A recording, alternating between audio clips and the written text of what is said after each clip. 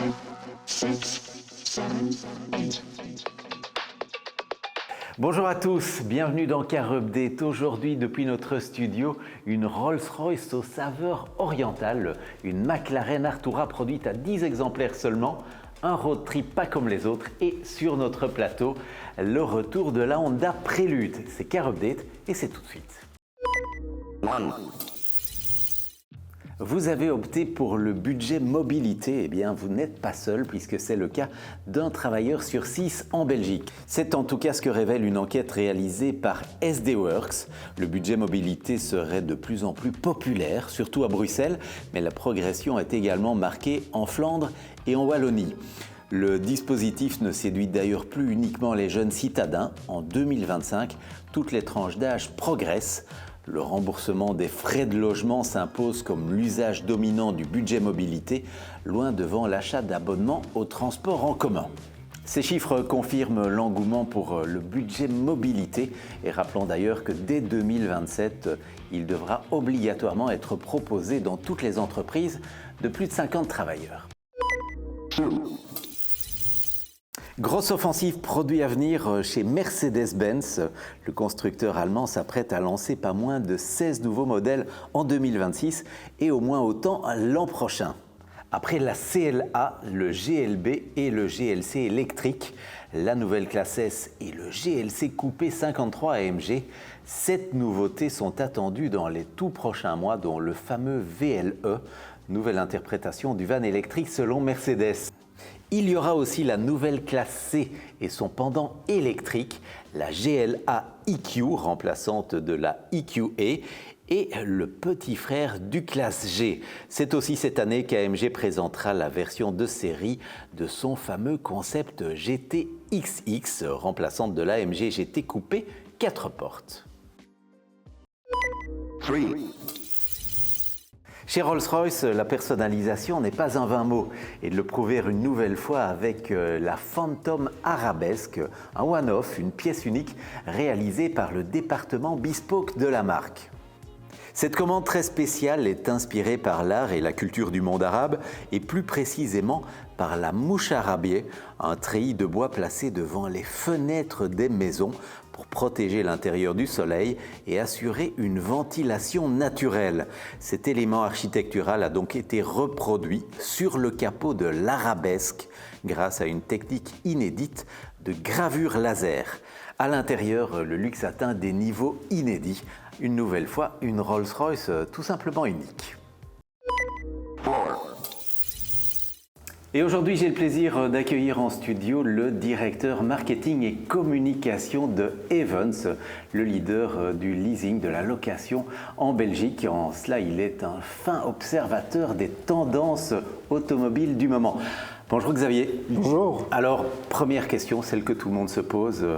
Quels sont les véhicules électriques les plus populaires en location ? On a depuis 2 ans la BMW iX1 en numéro 1, la Mercedes EQB en numéro 2 et parmi les modèles les plus commandés l'année passée également en numéro 3, on a la Volkswagen ID.7. Ouais. Le marché du fleet, en termes en tout cas de choix de voitures, de marques de voitures, reste, on le voit, relativement traditionnel. On l'entend aussi, hein, les contrats de leasing ont tendance à s'allonger. Les contrats de leasing ont tendance à s'allonger, absolument. C'est quelque chose qu'on voit dans le chiffre. C'est dû à une série de raisons. Il y a le prix du véhicule électrique qui reste toujours plus élevé qu'un moteur à combustion interne. Ouais. Donc allonger le contrat de leasing va permettre de faire baisser légèrement la mensualité. Une autre raison, c'est qu'un véhicule électrique s'use beaucoup moins. Ouais. Une troisième raison, c'est l'aspect écologique. Pourquoi renouveler s'il est possible de garder un véhicule plus longtemps en flotte ? Alors, on le sait, en Belgique, les particuliers n'ont pas vraiment d'atome crochu avec l'électrique, on le voit dans les chiffres de vente. Pas encore. Voilà. En quoi une société de leasing, Ayvens, peut participer à la diffusion de l'électrique auprès de cette clientèle ? Une société de leasing peut participer parce qu'on a également des services financiers, un produit qui est adressé aux particuliers qui s'appelle le private lease.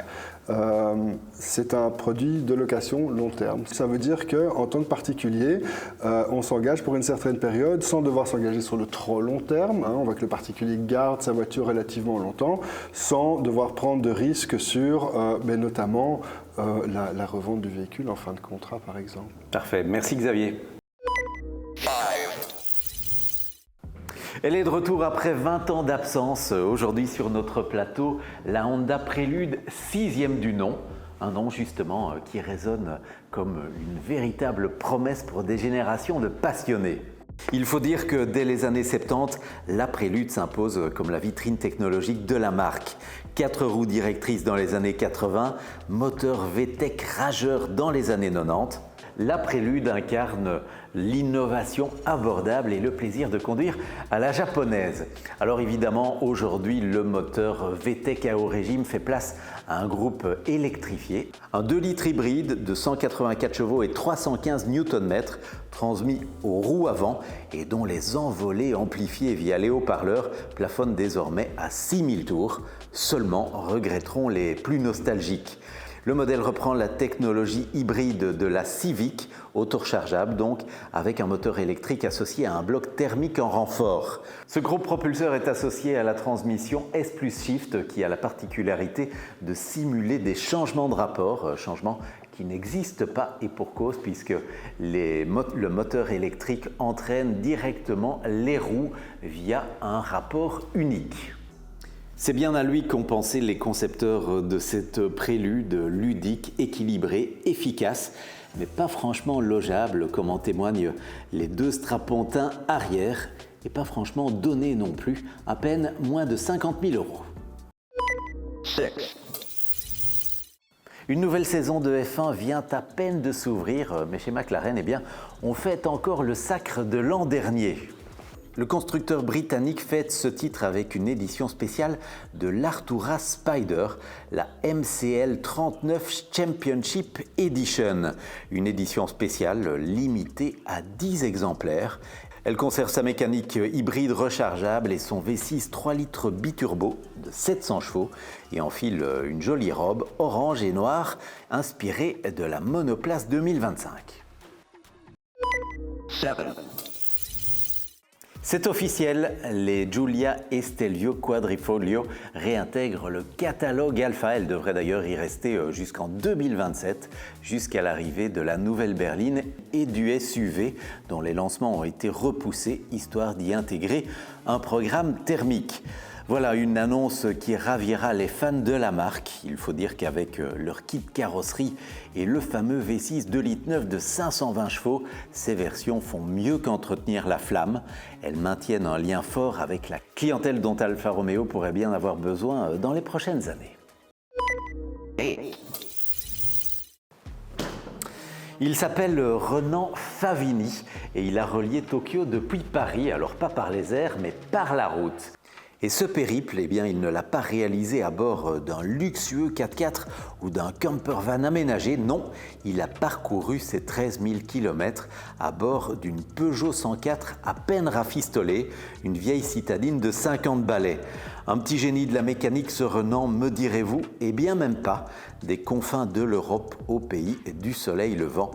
En passant par la Turquie, la Géorgie, le Kazakhstan et la Russie, Renan a juste compté sur l'entraide et la convivialité des locaux. Il va finalement rallier Tokyo où il deviendra un véritable phénomène des réseaux. C'est aussi sur les réseaux que vous pouvez suivre le travail et l'équipe de Car Update sur TikTok, Instagram, Facebook ou YouTube. À bientôt. 1, 2, 3, 4, 5, 6, 7, 8.